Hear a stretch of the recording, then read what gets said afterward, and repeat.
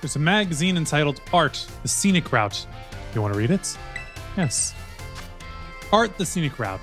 This month, we are taking the scenic route over to Artizone to see Surrendering Sunflora by Brassius, the Verdant Virtuoso. This humble columnist wonders if a work has so aptly captured in new and languor at this installation. Holy crap, columnist. Why are you using words like these? The sculptures are every bit as surreal as the title, prompting great minds to debate just what has sent the Sunflora into a state of surrender. But though the meaning may elude us, the reader is urged to visit Artisan to see for themselves. Sorry, I can't read right now. It's late, I'm tired, I got M&M's sticking to the roof of my mouth, or at least the chocolate of it. So I'm not disappointed by that, but it's just for some reason making it harder to read.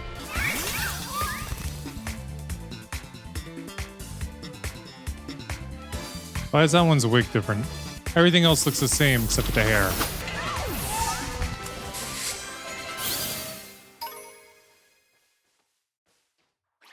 Wait, really? You weren't who I was aiming to evolve, but we'll evolve you. Pawniard is evolving.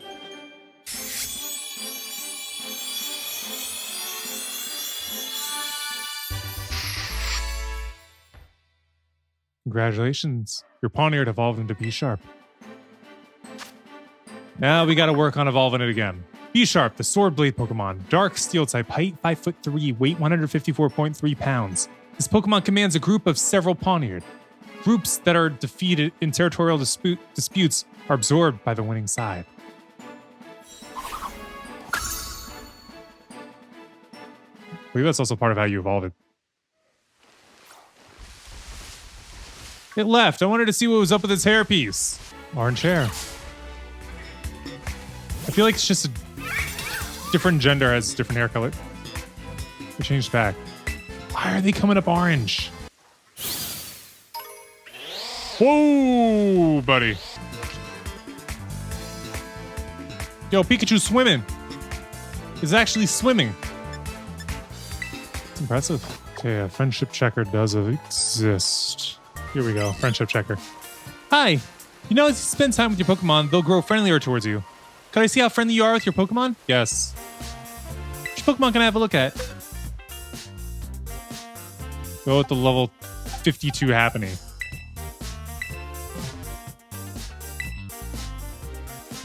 You definitely enjoy each other's company. Can you check the other happening?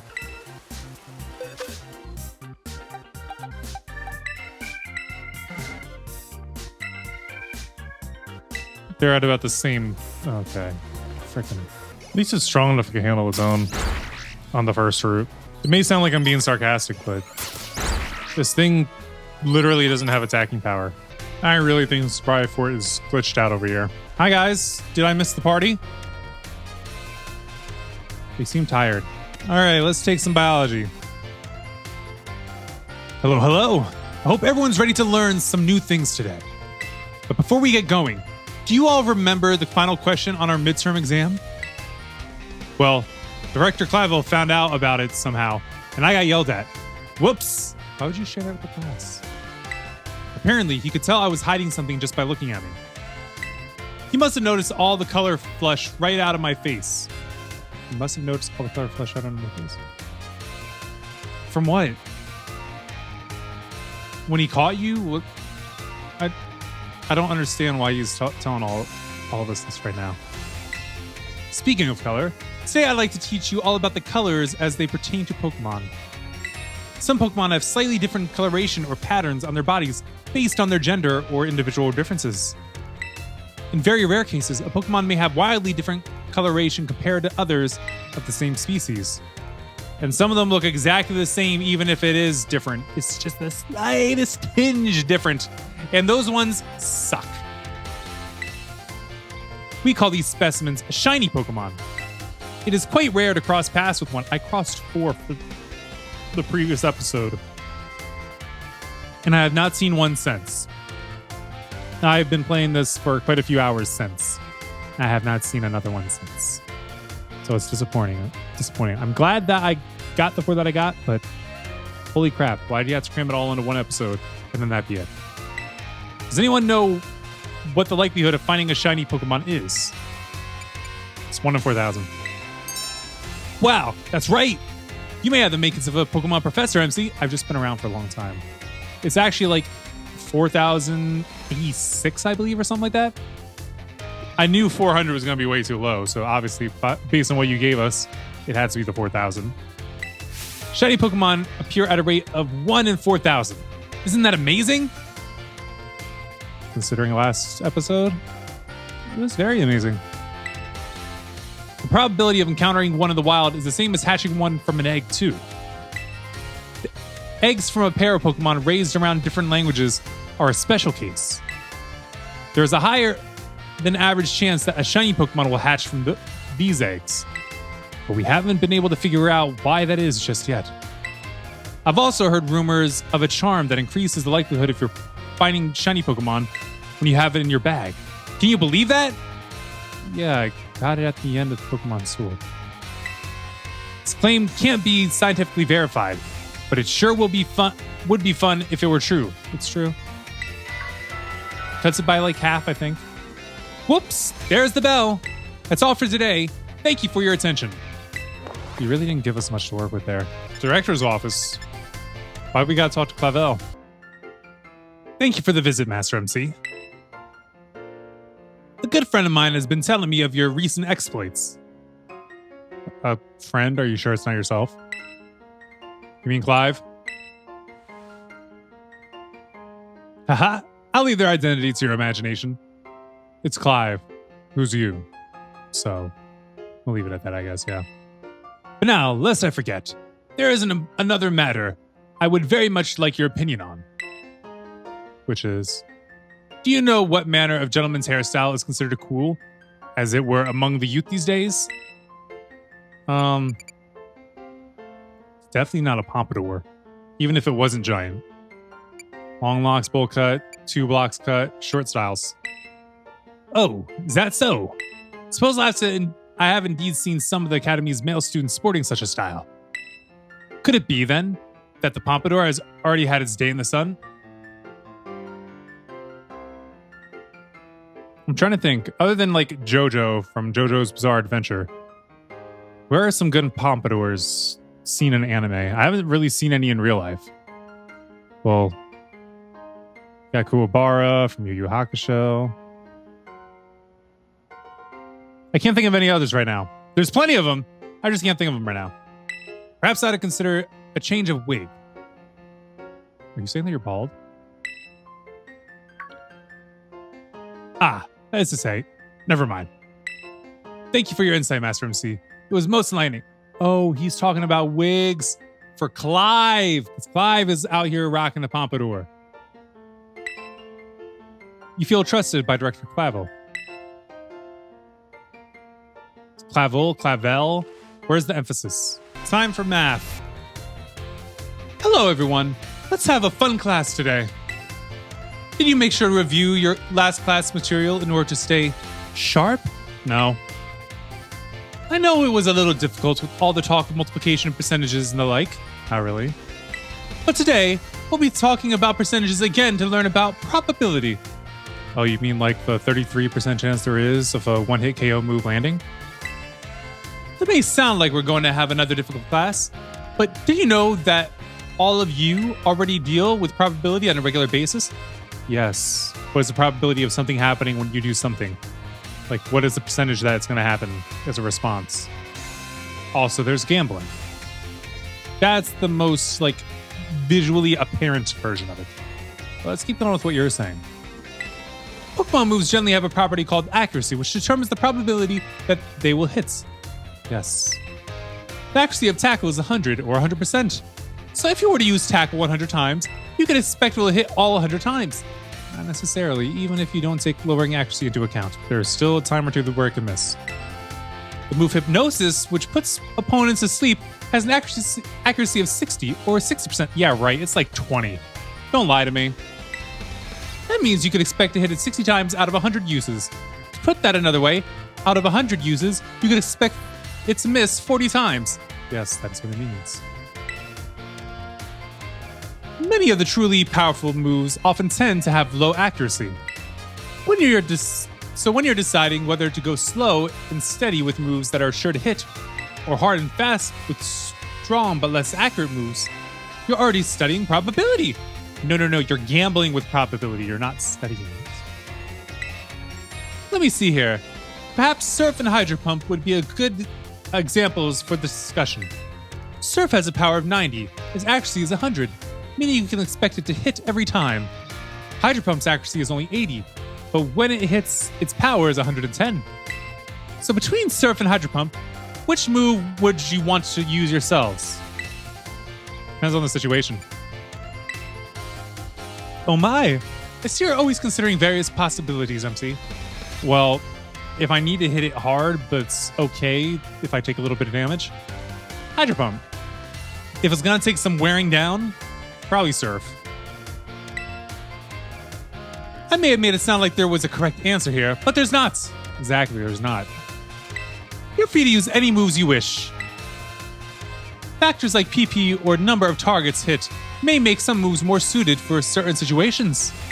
However, trading accuracy for power or vice versa is purely a matter of preference. The Surf versus Hydro Pump debate has been ongoing for quite some time. I think talking about styles to go with would be more like using Toxic and then stalling versus having a hard-hitting move.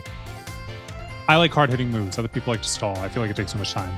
Like how I'm doing right now by talking like this instead of going on with whatever she's saying. Personally, I'm more invested in debating the rock-type moves Rock Slide and Stone Edge. Let me tell you, I could get really worked up talking about those moves, but oh my, there's the bell. What a shame. Next class will be the last of our time together, so show up 100% ready to go.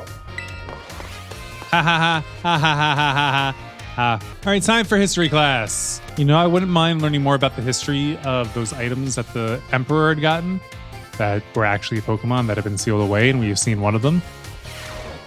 Greetings, my little students. Whatever you did yesterday is now a part of history. Today, we will continue to unravel the marvels that history has presented to us. I trust that you all remember our lesson before the midterm exam concerning the Great Crater of Paldea and its interior, Area Zero. This mysterious crater captured the imaginations of many, including the former Paldean Emperor. 200 years ago, a group of explorers claimed to finally reached its depths. The name of the team that achieved this great feat was the Area Zero Expedition. Gee, where did they come up with that name? Why is your hair always twitching? The team is said to have been made up of Paldea's best and brightest. Skilled battlers, brilliant researchers, talented individuals of all kinds. Among the list of team members was the name of a man who was an author and brilliant natural historian, Heath. After returning from the expedition to Area Zero, he used his literary talent to record the events of the expedition and publish them. Ah, perfect timing to make eye contact, young MC. This is why I never looked at teachers in school. Let's see if you were paying attention. What was the name of the team that first made it to the deepest reaches of the Great Crater? Expedition. Correct. To pick up on and remember a term, I simply slipped into the flow of the lecture. You really are quite the clever one. The correct name for this team was the Area Zero Expedition. The record of their activities written by the expedition member Heath can be found in bookstores and the like even today. This record is now known as the Scarlet Book. I'm guessing in the other version of this game, it's the Violet Book. Also, would it be purple on screen rather than red like the Scarlet Book is? At the time, the entire region of Paldea was absolutely buzzing about Area Zero. The Scarlet Book was so popular that practically everyone had a copy. However, the book itself was full of fantastical descriptions and illustrations of things that could never be thought of as real. The masses began to call Heath a liar. Stupid masses! Even the truth of the expedition making it to the bottom of the crater was called into question. The Scarlet Book was condemned to the shelves of used bookstores as just another book of wild paranormal stories. There's a copy of one of the bookshelves on the ground floor of the entrance hall. I might want to find that. But how can people say this? Have they not seen Great Tusk out in the desert? Feel free to have a read if you're interested. Oh ho, is that the time already? I must have gotten swept up and fill your minds with knowledge. This ends today's lesson. We will unravel more of history's enigmas together next time. Let's go try talking to her, see what happens. Never mind. I want to find that book now. And confirm it is not on the second level or the first level. Wait, where the heck is it?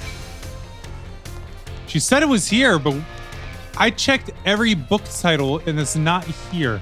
What the heck? Where's the Scarlet Book? Copy of the Scarlet Book can be found and read in the lobby of the Naranja Academy. Where? Oh. Looking it up. It's not here. Someone else has it. So I won't say who. All right, I got to go to, I'm guessing, probably language class, and I really don't want to, but I'm going to anyway. Yay! Yep, language.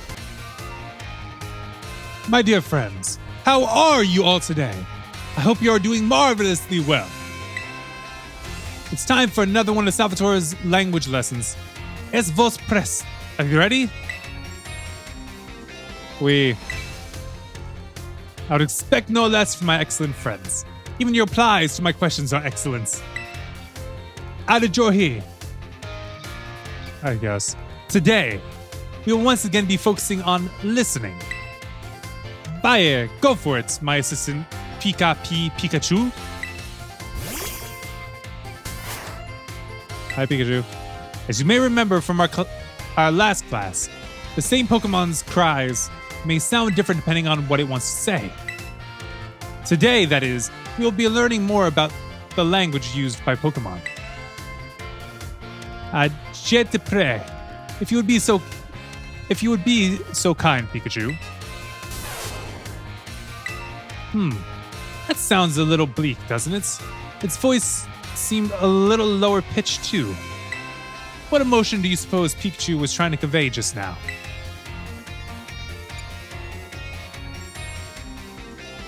Sadness. Ding ding ding. That's right, MC. Fantastique. Well, you kind of broke down for us that it was a low-pitched cry. I couldn't really tell. But Pikachu says... It sounds just basic. It's expressing sadness. Kind of makes you want to cry, doesn't it? Not really, no. That's right. And my little Pikachu cry as if it was crying. Haha. Funny joke, right? No. Don't you think it did a great job? Give Pikachu a round of applause, everyone. It still sounds like it's sad. And now, apropos of nothing, let me give you all one of my wise words of wisdom. If you hear one of your Pokemon making sad noises like this one, you should treat them with even more kindness than usual. Well, you probably already knew that though. A piece of cake for you all, I'm sure. Of course, this goes for your classmates and others as well. Friends should support each other in times of sadness. I truly hope that you all can have smiles on your faces all the time, my friends. Our Prochain course, next lesson that is, will be our final lesson together. I hope you're ready for the climactic finale. Adios, matane. I can't wait to be done with his classes specifically. It's time for battle studies. Another day, another round of battle study. Let's get right to it. I hope you gave auto battles a shot like we talked about last class. Is that what we talked about last time? I do it, but is that what we talked about last time? Making good use of auto battles will let you train up a bunch of different Pokemon. It's also an effective way to gather the Pokemon materials you need to make TMs at TM machines. Speaking of which, Have you all been using the TM machines? No, not really. I maybe used it once near the beginning.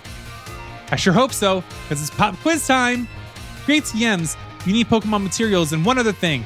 Anyone remember what that is? LP. Looks like you're already a TM machine pro, new kid.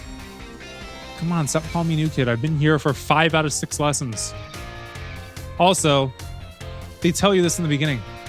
I just remember that clearly because it's not that hard to remember. The correct answer is League Points, or LP for short. You can give LP and Pokemon materials to a TM machine to create TMs. That's not all. You can also exchange Pokemon materials at the TM machines to get LP. I recently heard about some shady individuals getting LP illegally using a technique called hacking or something like that. Look, I got my shiny gumshoes right here beside me. Everybody else in class be jealous. This isn't even my best shiny. I don't want any of you getting involved in bad stuff like that. Got it? Anyway, you can also add TMs that you want to make to your watch list.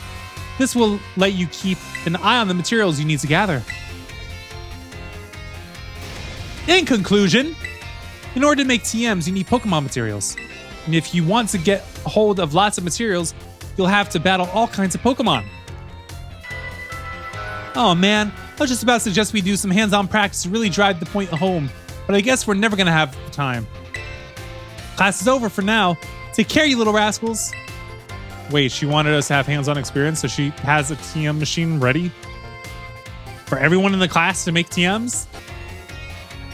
Hello, class. It is I, Hassel, yet again. First, allow me to apologize for losing my composure during our last class. I was so touched by Brassius' story that I simply could not contain my emotions. I'm sorry for making such a scene. I certainly got a very stern talking to from Miss Time after that class. Yes. Anyway, let us shift gears and dive into the material for today's class. Now, have any of you heard of the 10 sites of Paldea? As the name would imply, there are 10 sites in Paldea that are considered particularly beautiful. Among them, I would say that the Grand Olive Orchard is likely to be most accessible. That's a beautiful site. It's kind of just like a brown farmland. You can see field after field of olive trees from the hill on the way to Cortando. 2 waterfalls are also counted among these 10 sites: Fury Falls and Castaroya Falls. Then there's the peak of Glacido Mountain, known as Paldea's highest peak. There's another cliff on Glacido Mountain that's named after its rather unique shape. So let me ask you, my students, what is the name of the 3-pronged cliff that Glacido Mountain? I just wanted to hear my dog barking. I do hear my dog barking. What is the name of the 3-pronged cliff on Glacido Mountain? No need to grasp at straws.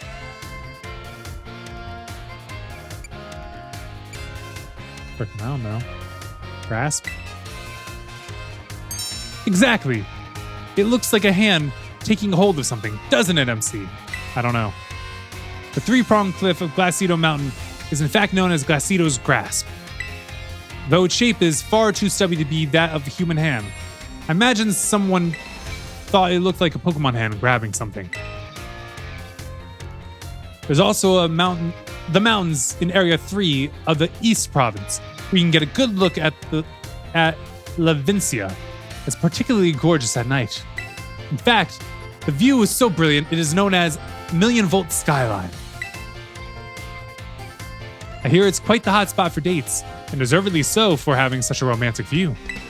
I imagine it's what do kids these days say? A very, fleek selfie spot? I wanted fleek to die the first moment I heard that term. This is also about 8 years late. Of course, you may feel that not all the 10 sites live up to their grandiose names. How often do we visit some tourist spots only to be disappointed? I don't know, I don't go places. Not to say that you shouldn't visit them, only that you should keep your hopes in check. The important thing is to go yourself and see them with your own 2 eyes. And sometimes, a disappointing experience can be worthwhile in its own way. Take a chance. Well, that's it for today, class. Thank you for your attention. That class sucked. This is not a good round of classes, I will say. Finally, taking home ec. Last class of the day. Put away your phones. It's time for class to begin. To begin class.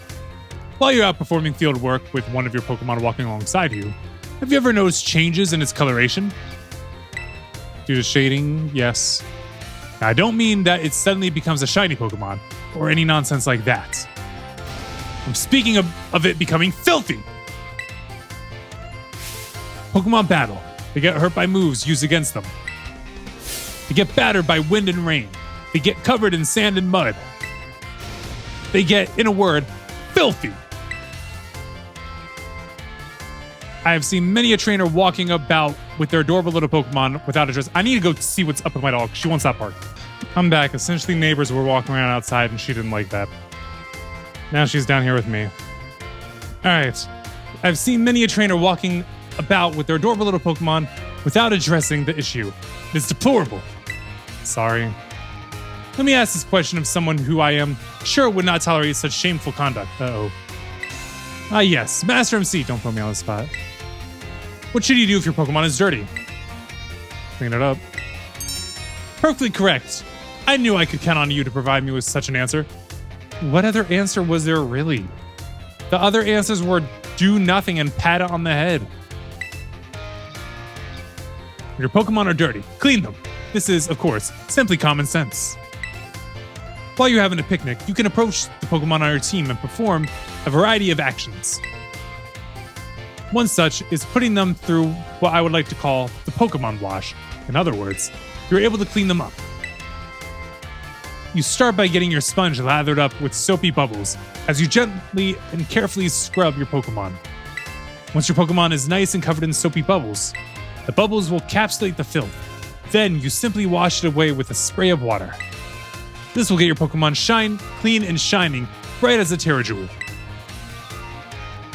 It is certainly quite a bit of work, but this will also restore HP and cure status conditions.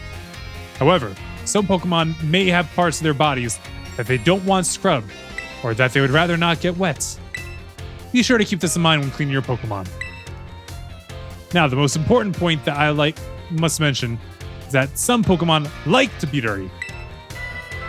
Though I will contradict myself by saying this, please do remember that cleaning your Pokemon is not always the kind thing to do. Our time together has come to an end for today.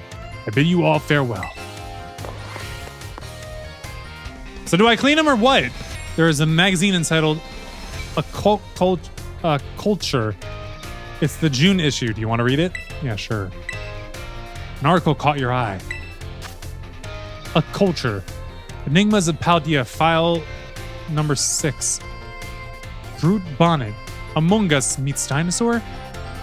This bizarre creature is said to combine traits of dinosaurs with those from the Pokemon Among Us.